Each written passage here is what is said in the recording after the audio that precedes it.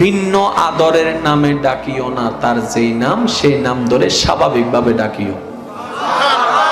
তাকে দেখার সাথে সাথে জড়াই ধরে, অনেকক্ষণ না পাওয়ার কারণে যে আবেগটা আর কি জড়াই ধরে গালে মুখে চুমা খাইও না, স্বাভাবিকভাবে তাকে ওইখান থেকে ধরে বাসায় আনিও।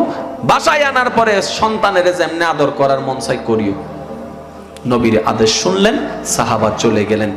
সন্তানকে নিয়ে আস্তে আস্তে ভাবতে লাগলেন, আচ্ছা নবীজি এই কথাটা কেন বললেন? যেহেতু নবী বলেছেন কোনো না কোনো কারণ তো আছে, কেন বললেন? মনে মনে প্রশ্ন। এবার সেই সাহাবা সন্তানকে ঘরে রেখে আবার আসলেন নবীর দরবারে।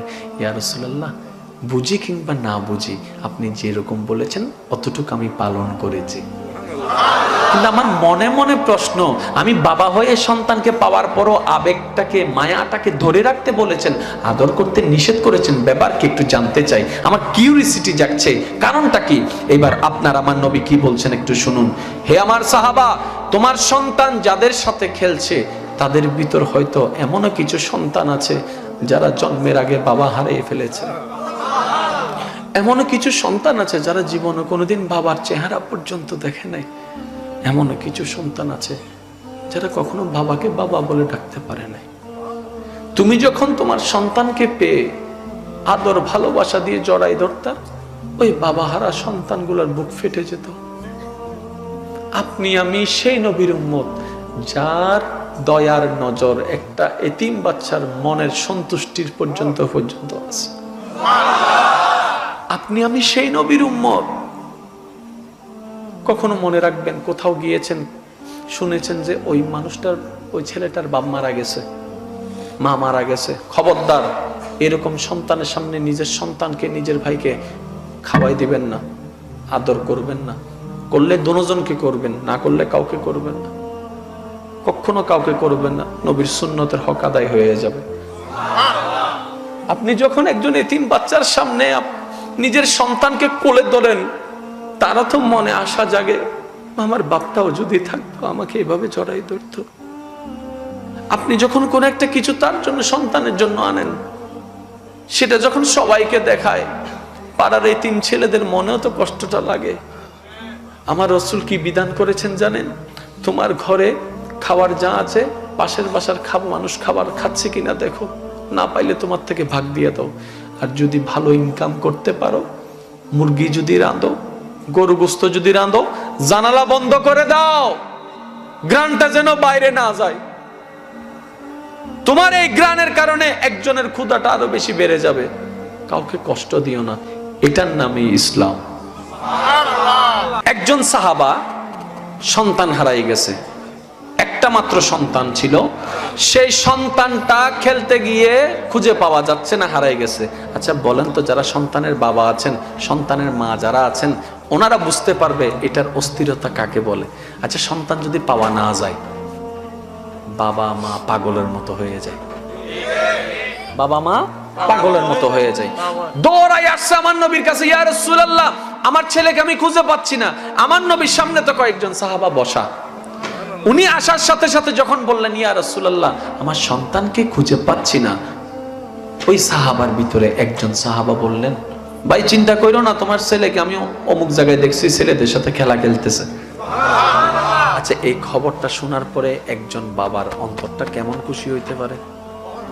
এই খবরটা পাওয়ার পরে বাবার পায়ের স্পিড কি স্লো হবে নাকি স্পিড বেড়ে যাবে? শোনার সাথে সাথে দৌড়ে যাওয়ার জন্য যখন প্রস্তুত নিলেন, আমার নবী সাহাবাকে ডাকলেন, ও সাহাবা দেখে আসো, বসো। ইয়া রাসূলুল্লাহ,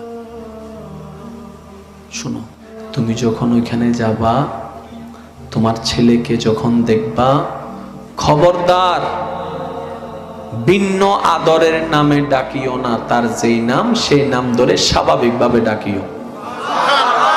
তাকে দেখার সাথে সাথে জড়াই ধরে, অনেকক্ষণ না পাওয়ার কারণে যে আবেগটা আর কি জড়াই ধরে গালে মুখে চুমা খাইও না, স্বাভাবিকভাবে তাকে ওইখান থেকে ধরে বাসায় আনিও। বাসায় আনার পরে সন্তানের যেমনি আদর করার মন চাই করিও। নবীর আদেশ শুনলেন, সাহাবা চলে গেলেন। সন্তানকে নিয়ে আস্তে আস্তে ভাবতে লাগলেন, আচ্ছা নবীজি এই কথাটা কেন বললেন? যেহেতু নবী বলেছেন কোনো না কোনো কারণ তো আছে। কেন বললেন?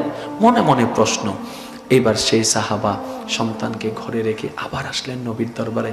ইয়া রাসূলুল্লাহ, বুঝি কিংবা না বুঝি আপনি যেরকম বলেছেন অতটুকু আমি পালন করেছি, কিন্তু আমার মনে মনে প্রশ্ন, আমি বাবা হয়ে সন্তানকে পাওয়ার পরও আবেগটাকে, মায়াটাকে ধরে রাখতে বলেছেন, আদর করতে নিষেধ করেছেন, ব্যাপারকে একটু জানতে চাই, আমার কিউরিসিটি জাগছে, কারণটা কি?